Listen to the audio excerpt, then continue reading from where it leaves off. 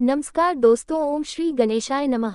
सुनो कथा, यह पावनी कार्तिक की है। खास शुद्ध मन से जो सुने पाए वह मुक्ति का वास, धर्म का दीप जलाए, प्रेम सुमन बरसाए। 7वें दिन की कथा सुन मोक्ष द्वार खुल जाए। हरे कृष्णा, आप सभी का दिन शुभ और मंगलमय हो। इससे पहले की कार्तिक मास की कथाएं सुनने के लिए आप सभी का बहुत बहुत धन्यवाद। अगर आपने इससे पहले के अध्याय नहीं सुने हैं और आज आप पहली बार हमारे चैनल पर इस कथा को सुन रहे हैं तो इस कथा को सुनने के बाद पिछले सभी अध्याय भी जरूर सुनिए। कार्तिक मास भारतीय सनातन संस्कृति में सबसे अधिक पुण्यदायी माना गया है और इस मास का हर दिन हर क्षण साधक को धर्म, भक्ति और मोक्ष के पद पर अग्रसर करता है। 7वें दिन की कथा विशेष रूप से भगवान श्री विष्णु की कृपा से जुड़ी है, जो संसार की मोह माया से मुक्त होकर आत्मा को शांति और मोक्ष का मार्ग दिखाती है। इस दिन का पूजन और कथा श्रवण जीवन के अंधकार को मिटाकर ईश्वर के प्रकाश में लाने वाला होता है और आज की इस कथा से यही शिक्षा मिलती है कि जीवन की स्थायी सफलताओं से परे सच्चा आनंद और शांति केवल भगवान की आराधना और आत्मा की मुक्ति में ही है। जो व्यक्ति सच्चे मन और आस्था से इस दिन की पवित्र कथा को सुनता है वह जन्म मृत्यु के चक्र से मुक्त होकर अंत में मोक्ष की ओर बढ़ता है। एक बार की बात है, राधा रानी को एक सर्प ने काट लिया। राधा जी की सारी सखियां दौड़ी दौड़ी माँ के पास आई और कहने लगी, माँ चलकर अपनी बेटी को देखो, एक काले सांप ने इसे डस लिया है और राधा के सिर से दोनी गिर गई और वह बेहोश हो गई है। अब इसके विष को उतारने के लिए किसी गुनी को बुलाना पड़ेगा। माँ ने सुना तो डर गई और रोते रोते राधा जी को अपने हृदय से लगा लिया। एक सखी कहने लगी, माँ यदि राधा जी को ठीक करना है तो श्री कृष्ण जी को बुला लाओ। अगर कृष्ण जी आ जाएंगे तो राधा जी तुरंत ही जीवित हो जाएंगी, क्योंकि श्री कृष्णा गरुण है, तीनों लोकों में उनसे श्रेष्ठ कोई नहीं है। सूरदास जी बता रहे हैं कि राधा रानी को ठीक करने के लिए आज कृष्ण जी को बुलाया जा रहा है। अब राधा रानी की सखियां कृष्ण जी की मैया यशोदा के पास आए और कहने लगी, मैया तुम्हारा कृष्ण सांप के विष को मंत्रों से उतारने वाले गरुण है, आप अपने पुत्र को हमारे साथ भेज। तो राधा रानी को काले सांप ने डस लिया है। मैया यशोदा ने सुना तो सुनकर मुस्कुराने लगी कि अभी थोड़ी देर पहले तो राधा मेरे घर आई थी। राधा रानी की मूर्छा के मूल कारण को समझकर मैया यशोदा चुप हो गई और सखियों को अपने हंसने का कारण नहीं बताया। अब मैया यशोदा कान्हा जी को पुकारने लगी, कहने लगी, कान्हा राधा के यहाँ कीर्ति नाम की ग्वालिन तुम्हें बुलाने आई थी, तुम वहाँ चले जाओ। सुना है राधा को काले सांप ने डस लिया है और तुम कब से गारनी बन गए, लल्ला जल्दी जाओ और उसका विष छाड़ दो। माँ ने मन ही मन मुस्कुरा कर कहा, कृष्ण सुना है तुम कुछ ऐसा जंत्र मंत्र जानते हो कि काले सांप का विष उतर जाता है। अब भगवान श्री कृष्ण जी गरुड़ी बनकर वहाँ आ गए। जब वृषभानु सुता राधा ने सुना तो मन में बड़ी प्रसन्न हुई कि श्री कृष्ण तो आज मेरे द्वार पर आए हैं और अपने आप को राधा रानी धन्य समझने लगी। प्रेमवश वह एकदम मुरझा और राधा जी की आंखों से प्रेम के आंसू झरने लगे। राधा को इस प्रकार देखकर माँ भी व्याकुल हो गई। वे समझने लगी कि राधा के एक एक अंग में विष का गहरा प्रभाव हो गया है और अब तो माँ रोती व्याकुल होकर इधर उधर फिर रही है। वे अपनी पुत्री को बार बार गले लगाती है और फिर राधा रानी की दशा देखकर पानी पानी हो रही है। श्री कृष्ण के आने की खबर पाकर माँ दौड़कर आई, कान्हा जी के पैरों को पकड़कर कहने लगी, हे मोहन मेरी लाडली बेटी राधा बहुत ही व्याकुल है, कृपा करके इसे ठीक कर दो। माँ चाहे जो समझे, लेकिन प्रेम पूर्ण हृदय के प्रेम भावों को तो श्री राधे रानी और श्री कृष्ण दोनों ही पूरी तरह से समझ रहे हैं। तब श्री कृष्ण ने कुछ झाड़ फूंक शुरू कर दिए और राधा जी को स्पर्श किया। जैसे ही उन्होंने राधा जी को स्पर्श किया तो एकदम से किशोरी जी यानी श्री राधा रानी ने आंखें खोल दी। श्री कृष्ण जी वास्तव में बहुत बड़े गारनी है। शरीर का विष तो उन्होंने झाड़ दिया, लेकिन मन और सिर पर प्रेम का जादू कर दिया। अब राधा रानी ने होश में आकर अपने नेत्र खोले और आगे श्री कृष्ण को देखा तो बस एकटक निहारती रही। फिर लाज से एकदम खड़ी होकर अपने वस्त्रों को संभालने लगी। फिर राधा रानी ने अपनी माँ से पूछा, माँ आज क्या है, सब लोग यहाँ इकट्ठे क्यों हैं? माँ बोली, राधे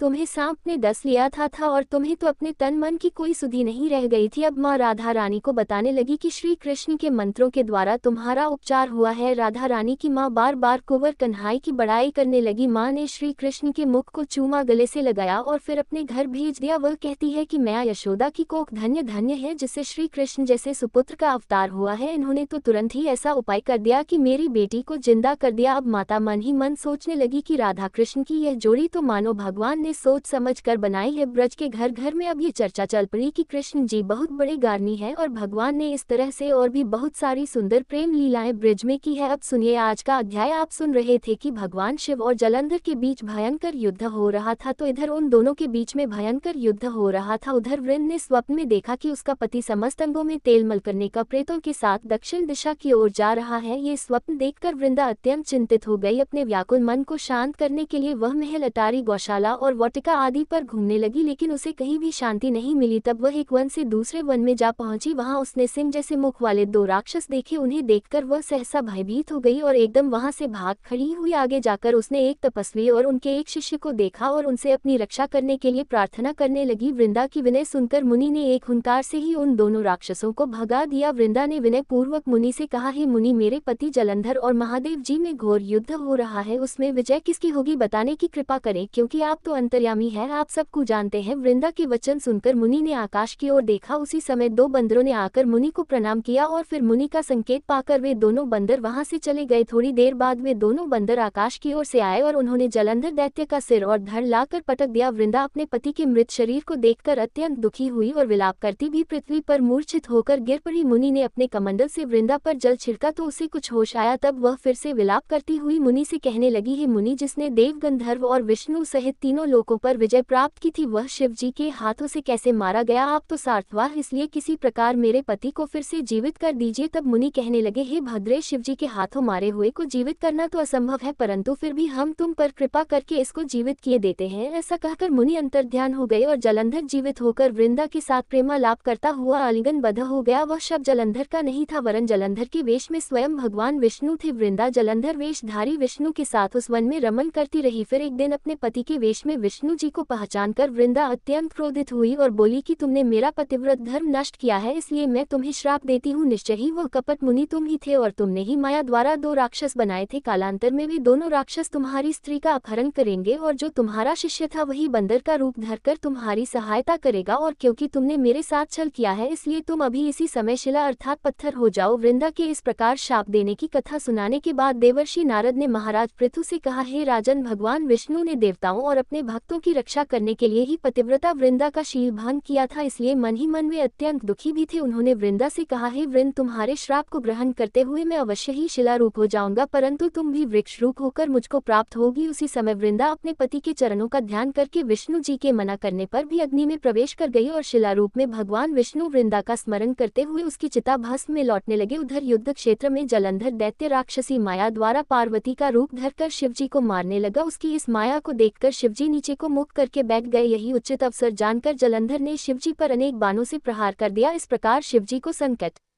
ग्रस्त देखकर भगवान विष्णु तत्काल वहां आए और उन्होंने राक्षसी माया का शिवजी को बोध कराया। तब सचेत होकर शिवजी ने अत्यंत वेग से दैत्यों पर भयंकर बाण वर्षा आरंभ कर दी, जिससे भयभीत होकर शुंभ और निशुंभ भी युद्ध क्षेत्र से भाग खड़े हुए। तब शिवजी ने उनको श्राप देते हुए कहा, क्योंकि तुम युद्ध क्षेत्र से भागे हो इसलिए पार्वती जी के हाथों से मारे जाओगे। इधर वृंदा का पतिव्रत धर्म भंग हो जाने से जलंधर का बल समाप्त हो गया था और भगवान विष्णु ने सुदर्शन चक्र अपने तेज सहित शिवजी को दे दिया था। तब शिवजी ने श्रीहरि के तेज के साथ अपना और ऋषियों की तप और पतिव्रता स्त्रियों का तेज मिलाकर जलंधर दैत्य पर छोड़ दिया। सुचक्र के प्रहार से अब जलंधर का सिर कटकर धरती पर गिर पड़ा। सिर और धड़ अलग होते ही जलंधर का तेज शिव में और वृंदा का तेज पार्वती जी में समा गया। देवताओं ने शिव जी की स्तुति करते हुए उनसे कहा, हे महादेव, जलंधर को मारकर आपने हम लोगों पर महान उपकार किया है, परंतु एक अनर्थ हो रहा है। महादेव, वृंदा के पतिव्रत धर्म से मोहित होकर भगवान विष्णु तो निरंतर उसकी चिता भस्म में लौट रहे हैं, इसलिए हे महादेव, हे भोलेनाथ, आप कृपा करके इस विषय में भी कुछ कीजिए। तब शिवजी बोले, हे देवताओं, तुम सब भगवान की योग माया की शरण में जाओ, वही इस संकट को हरे कियाई। तब समस्त देवता योग माया की शरण में जाकर स्तुति करते हुए बोले, हे देवी, आप संपूर्ण जगत की उत्पत्ति, पालन और नाश करने वाली हो। सतोगुण, रजोगुण और तमोगुण आपसे ही उत्पन्न हुए हैं। आप आपकी माया को स्वयं ब्रह्मा जी भी नहीं जान सकते। ऐसी देवी को हमारा नमस्कार है, जिसके भक्त कभी अनादर और मोह को प्राप्त नहीं होते। ऐसी मूल प्रकृति को हमारा नमस्कार है। उस समय देवताओं ने आकाश में एक तेज पुंज देखा और आकाशवाणी भी सुनी। रजोगुण, सतोगुण और तमोगुण रूप गौरी, लक्ष्मी और सरस्वती मैं ही हूँ। इन्हीं तीनों रूपों से तुम्हारी सिद्धि होगी, इसलिए तुम उन्हीं की आराधना करो। फिर उन तीनों देवियों ने प्रकट होकर 3 बीज देते हुए कहा कि इन तीनों बीजों को जहाँ पर इस समय भगवान विष्णु है बोकर अपना कार्य सिद्ध करो। देवताओं ने तीनों बीज ले जाकर जहाँ पर वृंदा की चिता में श्री विष्णु लौट रहे थे वहां पर बो दिए। उन तीनों बीजों से 3 वृक्ष उत्पन्न हुए। रजोगुण सरस्वती से आंवला, तमोगुण गौरी से तुलसी और सतोगुण लक्ष्मी से मालती की उत्पत्ति हुई। श्री लक्ष्मी जी ने अपना बीज ईश युक्त होकर होकर दिया था, इसलिए मालती भगवान की पूजा में निंदी और आंवला और तुलसी भगवान को अति प्रिय है। इसी प्रकार वृंदा ने वृक्ष रूप होकर भगवान शालिग्राम से सहयोग किया। इसी कारण कार्तिक मास के उद्यापन में भगवान की पूजा तुलसी जी के मूल भाग में की जाती है। जिस घर में तुलसी जी का पौधा होता है उसमें यमदूत कभी नहीं आते। नर्मदा और गंगाजल और तुलसी जी का पूजन, ये तीनों कार्य एक समान ही है। मनुष्य चाहे कितना भी पापी क्यों ना हो, प्राण निकलते समय मंजरी सहित तुलसी दल जिसके कंठ में होता है वह पाप मुक्त होकर सीधा वैकुंठ को प्राप्त हो जाता है। जो मनुष्य अपने पितरों का श्राद्ध तुलसी और आंवले की छाया में करता है उसके पितृगण मोक्ष को प्राप्त हो जाते हैं। जो मनुष्य मंजरी युक्त तुलसी दल और आंवले का फल मुख में रखता है वह साक्षात विष्णु जी के समान है। जो मनुष्य कार्तिक मास में रुद्राक्ष की माला धारण करता है वह धर्म, अर्थ, काम और मोक्ष को प्राप्त हो जाता है। तुलसी और आंवले का महात्म स्वयं श्री ब्रह्मा जी भी कहने में असमर्थ हैं। जो कोई श्रद्धा भाव से इस कथा को पढ़ता या सुनता है वह भी अंतकाल में मोक्ष को प्राप्त हो जाता है। इस प्रकार देवर्षि नारद महाराज पृथु को ये कथा सुनाकर कुछ क्षण के लिए मौन हो गए। इसके आगे का वृतांत आप अगले अध्याय में सुनेंगे। अब सुनिए श्री तुलसी चालीसा पाठ और तुलसी माता की आरती। जय जय तुलसी भगवती सत्यवती सुखदनी नमो नमो हरि प्रेसी श्री वृंदा गुणखानी श्री हरि शीश रजनी देहु अमरवम जनहित हे वृंदावनी अब न करहु विलम्ब। धन्य धन्य श्री तुलसी माता महिमा अगम सदा श्रुति गाता। हरि के प्राण हो से तुम प्यारी, हरि हेतु कीन हो तब भारी, जब प्रसन्न है दर्शन दीन हो तब कर जोरी विनय उसकी हो। हे भगवंत कंत मम हो दीन जानी जान छाड़ छे सुनी लक्ष्मी तुलसी की वाणी दन हो श्राप कत पर आनी उसे योग्य वर्मा गनहारी हो बिप्प तुम जड़तनु धारी सुनी तुलसी ही श्रव्यते ही ठामा करहु वास्तुनि चंद धामा दियो वचन हरि तब तत्काला सुनहु सुमुखी जानी हो बेहाला समय पाए योरोति तोरा पूजहि आस वचन सत मोरा।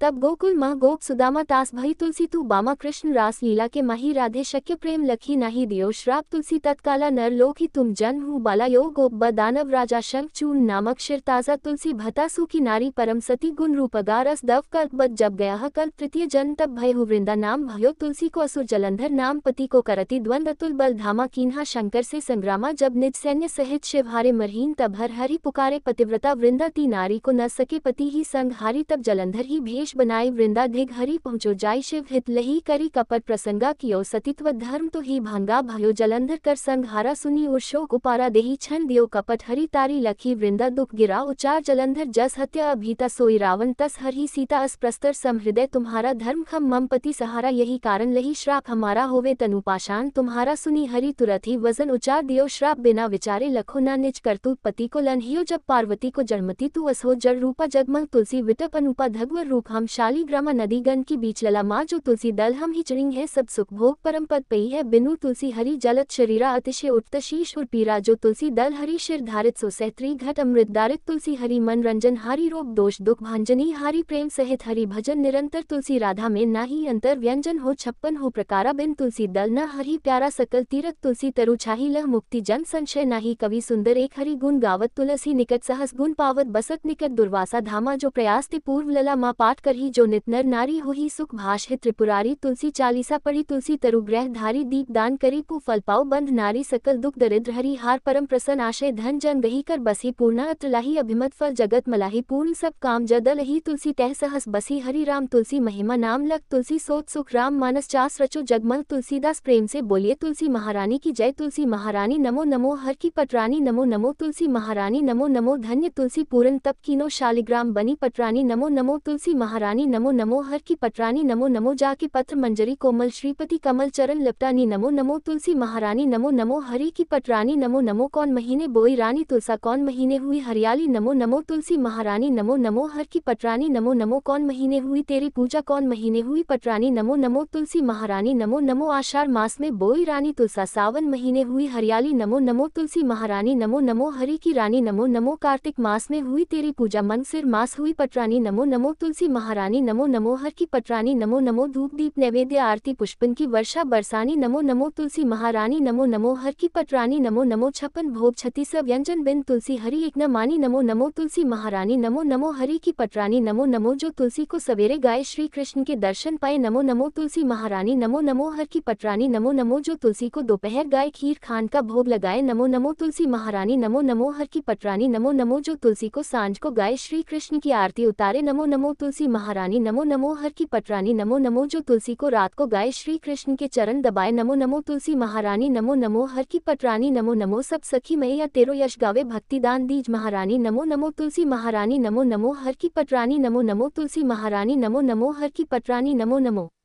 धन्यवाद।